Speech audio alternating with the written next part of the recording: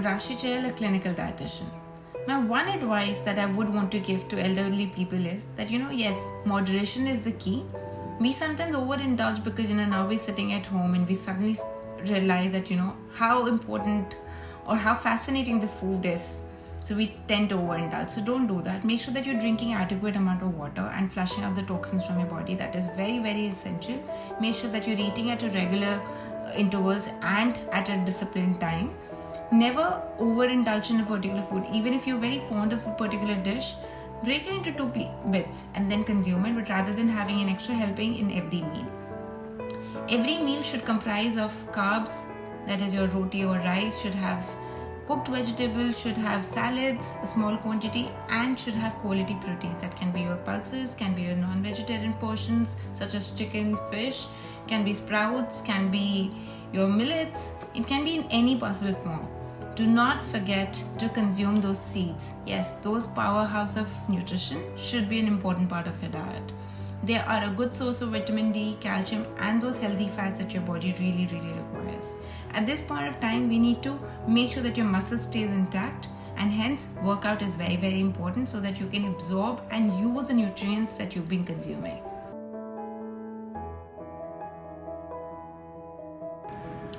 So what should I really eat to improve my immunity? This is one very highly spoken of topic these days. Every third chat that I open or every third person I come across is only asking me this question. Well, just to get this thing very clear, immunity is something that your body's been working. It's a mechanism that your body works against fighting diseases or bad bacteria inside, and it has been working on it for years.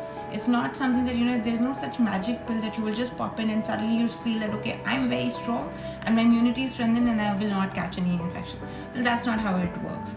But there are certain foods that can actually help improve and keep your immunity strengthened. So those foods are basically the foods that are very good source of antioxidants and very good source of good bacteria. So that can improve your gut health. So such as your yogurt, Greek yogurts, and a lot of other fermented foods that improves your gut bacteria should be included in your diet. So yes, that idli and dosas are very healthy for you.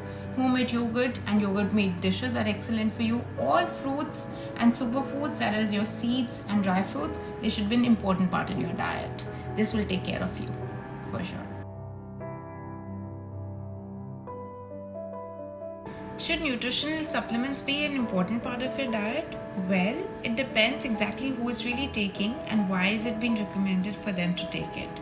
Well, nutritional supplements during pregnancies are recommended because no matter how much you try, sometimes your body is not able to get enough of what is really recommended in your diet.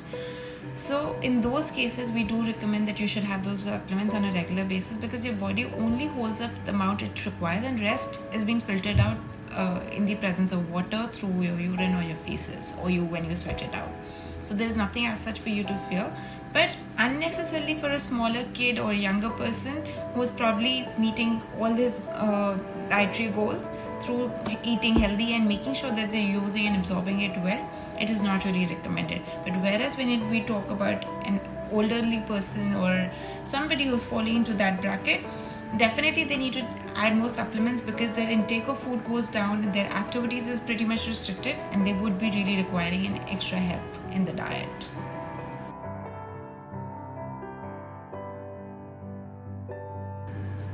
Is keto really a weight reducing diet? Well, keto is not a weight reducing diet. Keto is designed for a therapeutic purposes to treat kids with epilepsy, and it is only used for that. Well, you can use it in different ways. A lot of people have this habit of picking up the new fat that is available in the market. Oh, this time it's keto, let's do keto diet and see. Any change that your body goes through helps you lose those extra pounds of your weight. So even if you get into this habit of eating healthy and knock out those junk foods from your day's diet and make sure that you're sleeping on time and following a disciplined pattern, and most importantly, you're working out so that you're using those consumed calories in your day's diet, you will be happily be able to knock those extra pounds off. A lot of people come up and say that, it is so difficult for us to follow a normal diet, but keto was pretty much doable. Well, it's just about making those right choices. The reason why keto became so favorable was because it allows you to eat the cheese. well, even in the normal balanced routine, you can still consume those cheese, and you can bring in the right amount of fats in your diet because they're important. We never ask you to go off them. So definitely keto is not the choice that you should be making to knock those extra pounds off. It's about healthy eating.